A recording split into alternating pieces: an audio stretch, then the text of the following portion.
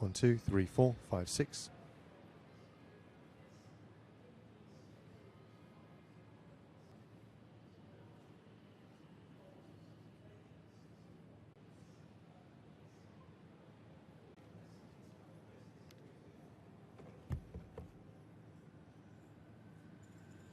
In recent weeks and months, we have seen a shocking increase in extremist disruption and criminality.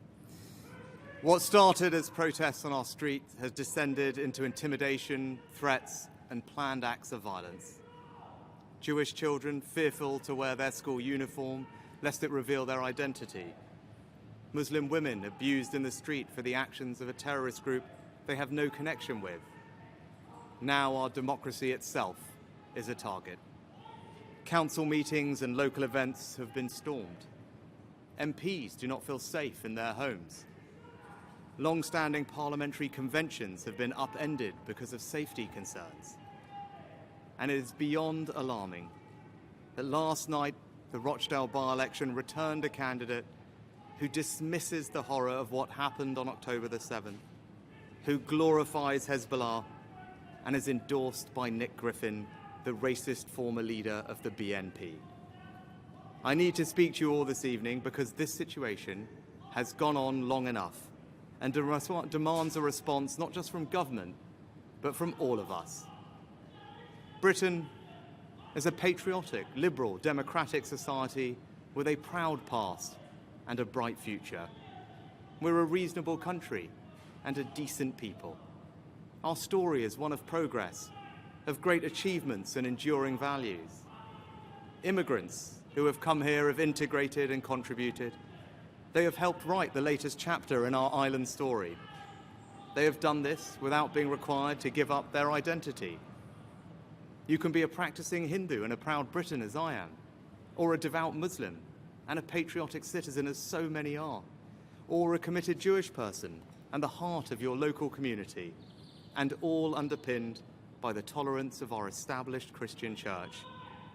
We are a country where we love our neighbours and we are building Britain together. But I fear that our great achievement in building the world's most successful multi-ethnic, multi-faith democracy is being deliberately undermined. There are forces here at home trying to tear us apart.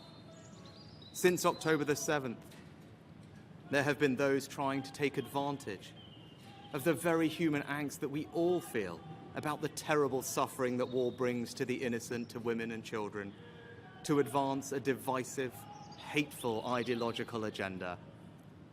On too many occasions recently, our streets have been hijacked by small groups who are hostile to our values and have no respect for our democratic traditions. Membership of our society is contingent on some simple things: that you abide by the rule of law, and that change can only come through the peaceful democratic process. Threats of violence and intimidation are alien to our way of doing things. They must be resisted at all times. Nearly everyone in Britain supports these basic values, but there are small and vocal hostile groups who do not. Islamist extremists and the far right feed off and embolden each other. They are equally desperate to pretend that their violence is somehow justified, when actually these groups are two sides of the same extremist coin. Neither group accept that change in our country can only come through the peaceful democratic process. Both loathe the pluralist modern country we are. Both want to set Britain against Britain, to weaponize the evils of anti-Semitism and anti-Muslim hatred for their own ends. The faith of Islam, peacefully practiced by millions of our fellow citizens, is emphatically not the same thing as the extremist political ideology of Islamism, which aims to separate Muslims from the rest of society. Islamist extremists and far-right groups are spreading a poison. That poison is extremism. It aims to drain us of our confidence in ourselves as a people and in our shared future. They want us to doubt ourselves, to doubt each other, to doubt our country's history and achievements. They want us to accept a moral equivalence between Britain and some of the most despicable regimes in the world. They want us to believe that our country, and the West more generally, is solely responsible for the world's ills, and that we, along with our allies, are the problem. In short, they want to destroy our confidence and hope. We must not allow that to happen. When these groups claim that Britain is and has been on the wrong side of history, we should reject it and reject it again. No country is perfect, but I am enormously proud of the good that our country has done. Our place in history is defined by the sacrifices our people have made in the service of their own freedom and that of others. And when these groups tell our children that they cannot and will not succeed because of who they are, when they tell children that the system is rigged against them or that Britain is a racist country, this is not only a lie, but a cynical attempt to crush young dreams and turn impressionistic minds against their own society. I stand here as our country's first non-white Prime Minister, leading the most diverse government in our country's history, to tell people of all races, all faiths and all backgrounds, it is not the colour of your skin, the God you believe in, or where you were born that will determine your success, but just your own hard work and endeavour. And we must be prepared to stand up for our shared values in all circumstances, no matter how difficult. And I respect that the police have a tough job in policing the protests we have seen, and that they are operationally independent. But we must draw a line. Yes, you can march and protest with passion. You can demand the protection of civilian life. But no, you cannot call for violent jihad. There is no context in which it can be acceptable to beam anti-Semitic tropes onto Big Ben in the middle of a vote on Israel-Gaza. And there can be no cause that you can use to justify the support of a prescribed terrorist group like Hamas. And yes, you can freely criticize the actions of this government, or indeed any government. That is a fundamental democratic right.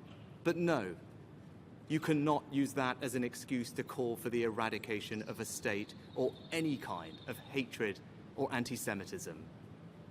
This week, I've met with senior police officers and made clear it is the public's expectation that they will not merely manage these protests, but police them. And I say this to the police: we will back you when you take action. But if we are asking more of the police, we in government must also back up that call with action.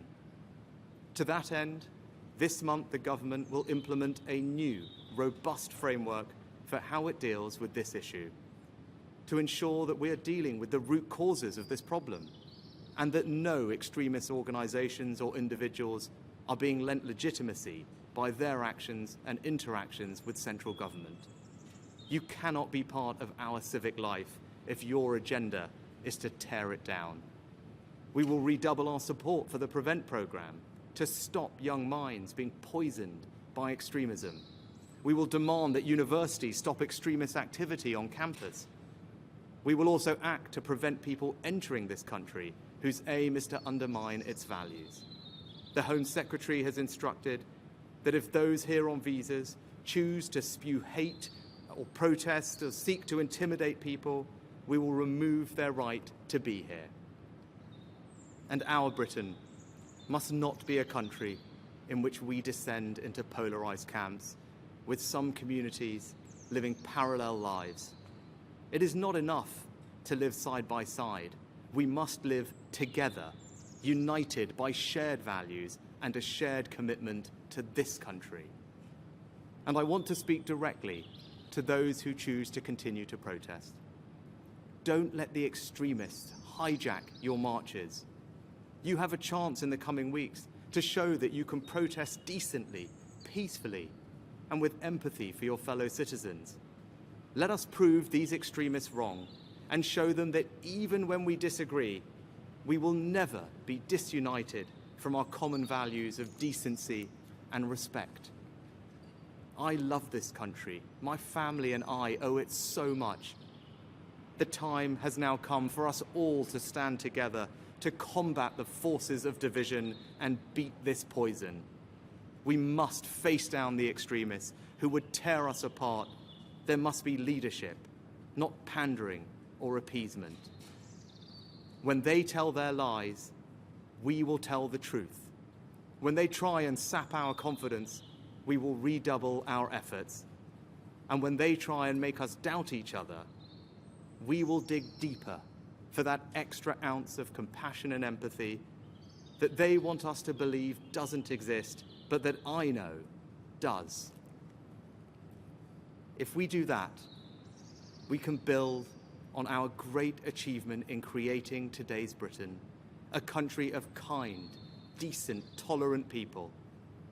We can make this a country in which we all feel a renewed sense of pride. This is our home. So let us go forward together, confident in our values and confident in our future.